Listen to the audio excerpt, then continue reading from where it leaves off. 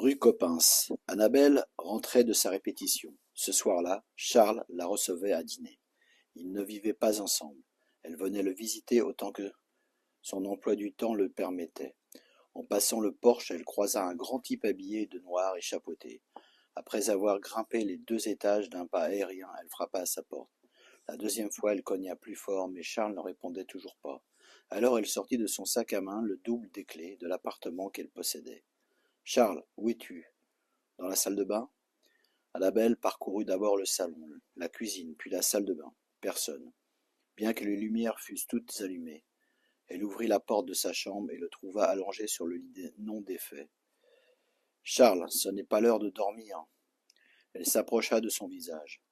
Lorsqu'elle aperçut un trou rouge-brun dans sa tempe gauche, elle poussa un cri suraigu. Du sang encore frais baignait tout l'oreiller. Le bras gauche de Charles pendait vers le sol sans le toucher.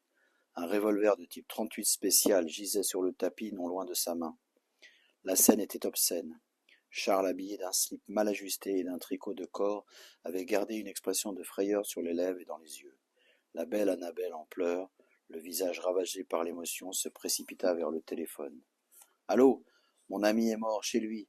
Oui, je crois, une arme à feu. Venez vite. Oui, rue Coppens, c'est au... » 15 minutes plus tard, la voiture des secours et celle du commissaire étaient positionnées dans la cour. La concierge avait ouvert le porche en grand. Presque tous les habitants de l'immeuble étaient penchés à leurs fenêtres. Le brouhaha de leur conversation envahissait la cour. Le commissaire Jacobs, déjà en charge de l'enquête sur l'accident d'Henri, s'était déplacé. Les constatations d'usage furent faites sur le cadavre et les empreintes digitales précautionneusement relevées sur toutes sortes d'objets hétéroclites. « Mademoiselle, calmez-vous. Avez-vous touché à quelque chose? » « Non. » « Bon, asseyez-vous. Tenez, séchez vos larmes. » Jacobs semblait agacé par les jérémiades de la jeune fille, même s'il comprenait sa détresse. Il fallait qu'il puisse la calmer afin de l'interroger. « Monsieur Charles de la Hutinière était-il dépressif? » Non, je ne pense pas. »« Vous ne pensez pas ou vous en êtes sûr? » ?»« J'en suis sûr, mais... » »« Mais quoi? Allez-y, parlez franchement. » Les ambulanciers emmenaient le corps de Charles sur une civière. Ils passèrent juste devant Annabelle qui, en regardant Charles, se remit à fondre en larmes. Il était beau même dans la mort. C'était affreux. Le commissaire se passa la main sur les yeux en signe de fatigue et d'énervement.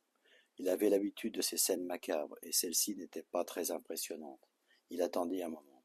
« Bon, reprenons. Allons, mademoiselle, parlez-moi de lui. Que voulez-vous que je vous dise? C'est vrai que des fois je le trouvais bizarre dans son attitude. Il peut être parfois excessif et un peu violent. Physiquement, envers vous? Non, non, c'est juste qu'il peut s'emporter sans raison et avoir un comportement agressif. Où travaillait-il? Il ne travaille pas. Il joue beaucoup, monsieur le commissaire, et il vit surtout la nuit. Avait-il des dettes? Je ne sais pas. Saviez-vous qu'il possédait une arme? Non, cela m'étonne beaucoup, car il ne m'a jamais parlé d'armes. Il était gaucher? Droitier. Bien. En bas de la cour, l'ambulance démarra et les gens commençaient à refermer leurs fenêtres. Vous connaissez sa famille proche? Oui, sa sœur Edmonde. Appelez-la et dites-lui de venir maintenant, s'il vous plaît. Mais attention, parlez-lui seulement d'un problème important. Je lui annoncerai moi-même la mauvaise nouvelle. Jacobs lui tendit le cabinet du téléphone. Elle tremblait quelque peu. Il appela à la licorne. Edmond lui confirma sa venue immédiatement, puis Annabelle raccrocha aussi sec. Soudain Jacobs prit un air interrogatif. Quelle coïncidence malheureuse. J'ai convoqué Edmond Moulinsart dans mon bureau il y a 2 semaines à peine, concernant l'accident de voiture de son mari Henri Moulinsart. Oui, la pauvre. Annabelle redoubla ses jérémiades. Jacob était à bout. Quand elle sera là, je vous demanderai de bien vouloir me laisser seul avec elle. Je voudrais partir maintenant, si vous n'avez plus besoin de moi. Je vous laisse ma clé. Vous la remettrez à la concierge, s'il vous plaît. Ça tombe bien, je dois passer la voir. Je vous remercie. Et restez à notre disposition pour d'éventuelles questions complémentaires, mademoiselle Doiseau. Annabelle partit très rapidement. Elle avait les yeux encore pleins de larmes. Le nez pris, elle se moucha vigoureusement dans l'escalier. Jacobs continuait d'inspecter l'appartement avec son adjoint. Il retournait les tiroirs et fouillait un peu partout à l'instinct, comme ils en avaient l'habitude. On sonna à la porte. L'adjoint de Jacobs ouvrit à Edmond, très élégante, comme à l'accoutumée. « Qui êtes-vous?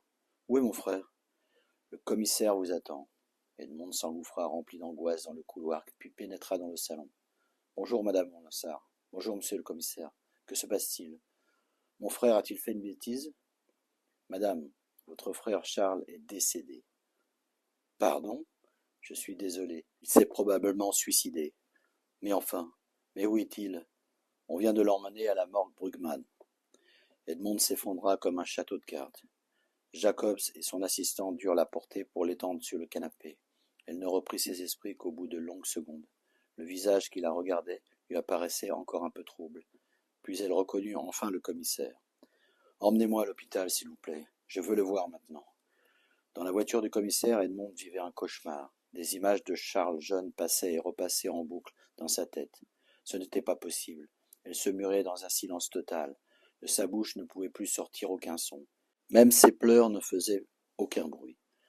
Elle l'avait porté comme une maman, son petit frère adoré. Elle lui vouait un amour sans faille. Malgré les conséquences impécunieuses dues à ses vices, rien ne comptait plus pour elle qu'il soit heureux, car elle le savait en souffrance. Cela venait de leur enfance. Elle était littéralement dévastée.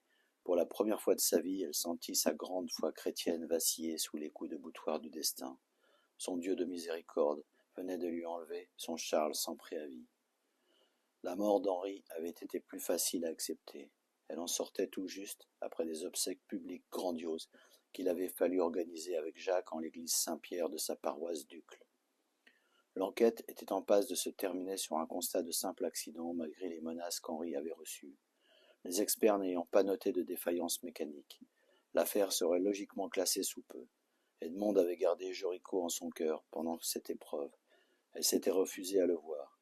Leur dispute à propos de Charles résonnait étrangement en elle. Joricoe lui avait-il apporté l'amour ou la malédiction? Ou bien les deux? En ce triste jour, elle mélangeait tout. Il lui fallait impérativement arrêter de réfléchir sous peine de devenir